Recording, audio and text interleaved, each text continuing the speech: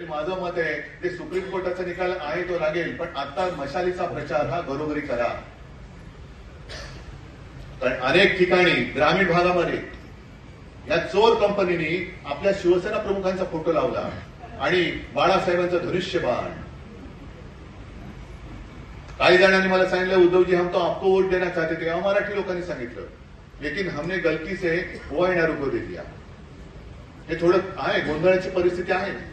एक तर मशाल आपण स्वतः एक चित्र केले, ते निवडणूक आयोगाकडे दिले आणि त्यांना विनंती केली की जसं पूर्वी आम्ही धनुष्यबाण जे चिन्ह आहे त्याचं चित्र आम्ही तुम्हाला करून दिलं होतं आणि तुम्ही आम्हाला ते मान्य करून दिलं होतं, तसं आमच्या मशालीचं चित्र सुद्धा तुम्ही आम्हाला मान्य करून द्या. आणि मशालीशी साधर्म्य असणाऱ्या, मग चिमणी असेल आणखीन काही असेल, त्या निशाण्या तुम्ही मतपत्रिकेवरती ठेवू नका, ही विनंती आपण त्यांना केली. बघू काय होईल, त्याचा पण निकाल 60-65 वर्षात लागेल. पण तोपर्यंत आपली मशाल जी आहे ती घरोघरी पोहोचलीच पाहिजे. कारण लोकांच्या मनात राग आहेच. अगदी मराठी असो, अमराठी असो, अगदी मुस्लिम लोक सुद्धा खूप मोठ्या प्रमाणात आपल्यासोबत आलेत. ख्रिश्चन्स आलेले आहेत, ख्रिश्चन पण आले, मुसलमान पण आलेले आहेत. आणि मी तर जाहीर सभेत, अगदी मला वाटतं चिता कॅम्पची सभा होती, बरोबर ना, त्या सभेमध्ये अभी मुझे क्या पता सामने सब बैठे, हिंदी में क्या भाषण. अचानक मला, कारण समोर जी गर्दी होती, जिथपर्यंत नजर जात होती तिथपर्यंत सगळी गर्दीच गर्दी, घरं दारं सगळी, फुटपाथ तर भरलेच होते, सगळी गर्दी. आणि त्याच्यात मला कळलं की 90% जास्त वस्ती ही इथे मुस्लिम बांधवांची, मुस्लिम समाजाची. मग मी त्यांना सरळ विचारलं, आपको लगता है की मैंने हिंदुत्व छोड़ा? सगळ्यांनी सांगितलं नाही.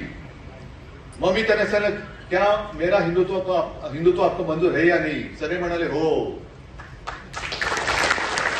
कारण आपलं हिंदुत्व हे वेगळं आहे आणि यांचं हिंदुत्व हे वेगळं आहे. हे हिंदुत्व करतात म्हणजे नुसतं तोडा फोडा आणि राज्य करा असं नाहीये. त्याच्यामध्ये पुढच्या जाहीर सभांमध्ये मी बोलेन. पण हे आग लावण्याचे धंदे हे करतील. आपल्यातले सुद्धा काही लोकांना आज सुद्धा फोन येत असतील, काही जण हा गेला तो गेला. जायचं तर उघड जा, पण आत राहून दगाबाजी करू नका.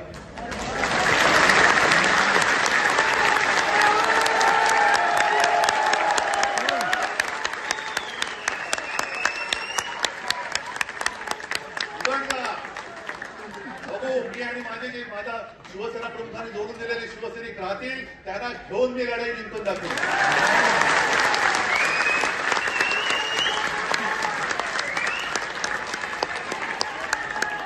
पैसे मिळत आहेत म्हणून तुम्ही आपल्या आईशी गद्दारी करू नका. नगरसेवक, माजी नगरसेवक जात आहेत, जा आत्ताच जा, ज्यांना जायचे त्यांना बघू ना. अरे मी तर या तर्फेने उतरलेलो, एक तर तुम्ही राहिला तर मी राहीन, या मी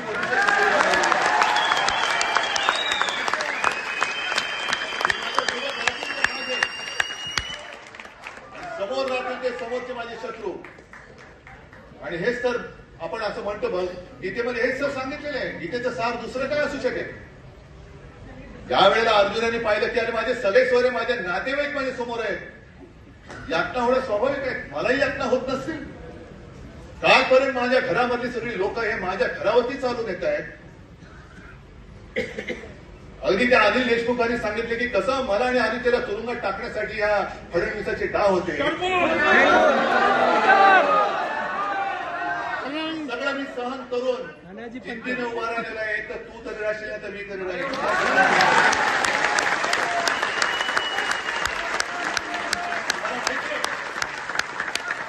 अजूनही माझ्याकडे अधिकृत पक्ष नाहीये, माझ्याकडे चिन्ह नाहीये, माझ्याकडे पैसा नाहीये, पण मी केवळ आव्हान देऊ शकतो आणि देतो ते तुमच्या ताकदीवर, तुमच्या भरोश्यावर.